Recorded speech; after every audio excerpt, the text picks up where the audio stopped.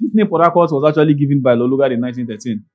The original name of Port Harcourt used to be Igbo. You can Google this. Igbo used to be the original name of Port Harcourt. The name Port Harcourt was given in 1913 in honor of one of the colonial secretaries by Lord Lugard.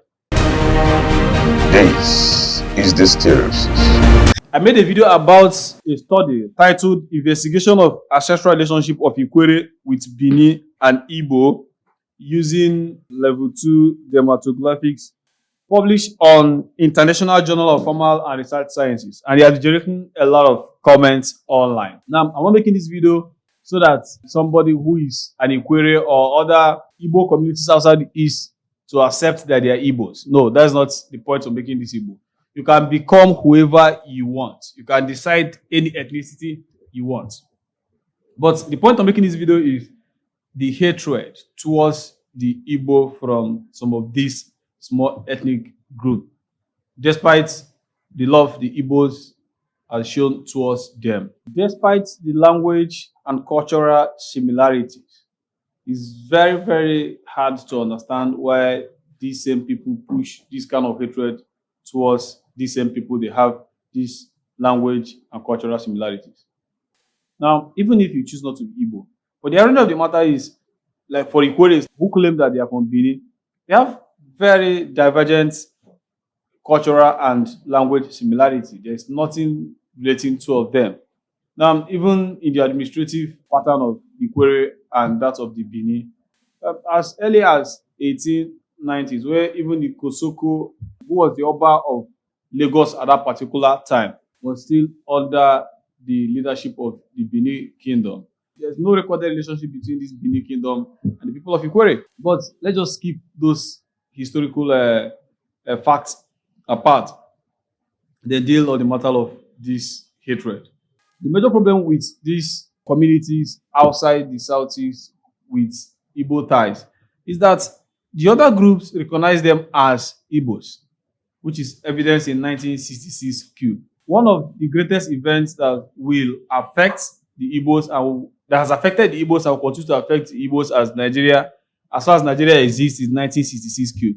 That Q was led by Major Chukwuma Kaduna Nzogu, who was at that time not even from the East Central. He was from the Anioma, which was part of the Midwestern. It was carved out of Midwest in 1965. From the independent was part of the Western region. So imagine if the name of that guy that took part in that queue was something else that's not an Igbo name. Maybe the Igbo history would have been quite different in Nigeria setting. But Igbos have suffered a lot.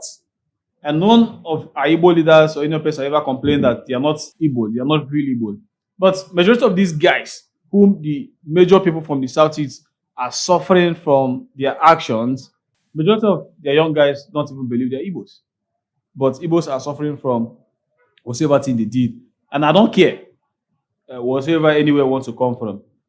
Gladly, not all the Ikweres or these other Igbo ethnic groups or Igbo communities outside the Southeast are actually against the Igbo identity. A lot of them actually embrace it, as you've seen the guy who became the President General of Ohaneze Igbo. But the other people who are making a living out of this hate for the Igbos, it got to stop. And Igbos also, Igbos do not need the Ikweres to stand. The Ikweres also don't need the Igbos to stand. They could be apart and be happy. So I don't see all this reason why some Ikweres are making this in a habit of hate. Nobody's trying to annex you. It's not in our character to annex anybody. We've not done that historically. I will not do that. Now, the other thing is, from this research that I talked about in the first part of this video, sometimes last month, the Ikwerre and the Bini from the research do not have convergence. Like you see the reports, we say they have significant difference. Then the Igbos and the Ikweres are indistinguishable from the reports. So what does this tell you? That there's no relationship, but that is apart. This is empirical evidence. And nobody has come out to dispute the evidence. And from the names of those who are involved in the research, they are most likely maybe Ikwerre guys. So I don't want to go into the historical part. I don't want to go into the other part of the thing like bringing up evidence and all those kind of things. But we the Igbos must also do ourselves a favor and not give ourselves headache. Because some people have asked, why are the Igbos so much interested in having these people, despite all the things they've done to Igbo? Remember, after the war, these people ganged up with the Jaws to come up with a policy, anti-Igbo policy of taking up our abandoned property. Someone like Ojuk even lost his property in Port Harcourt. But I must tell you, this name Port Harcourt was actually given by Lolugard in 1913. The original name of Port Harcourt used to be Igwocha. You can Google this. Igwocha used to be the original name of Port Harcourt. The name Port Harcourt was given in 1913 in honor of one of the colonial secretaries by Lord Lugard. So that is just it. So you can deny all you want. No one cares about that.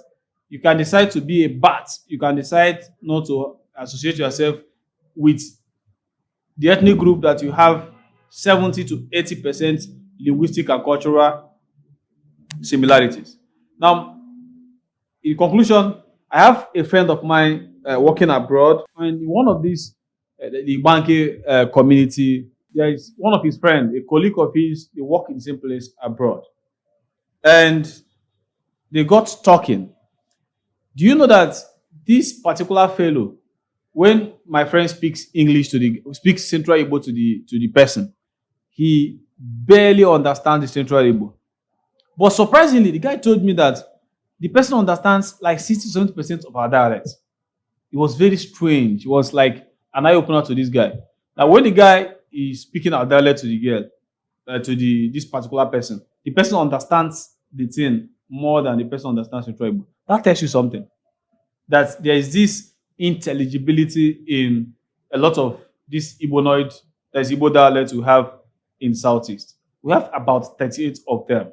But if you come to Enugu, Anambra, we have a lot. Nsukka, Nkanu, Ogwata, Onitsha. These are like the Igbo dialects. There are about 36 of them. Around 30 of them are within the Southeast. The other ones are outside the Southeast. But there is something common about this, which is the mutual intelligibility. That means having like 60 or some of them are understandable within.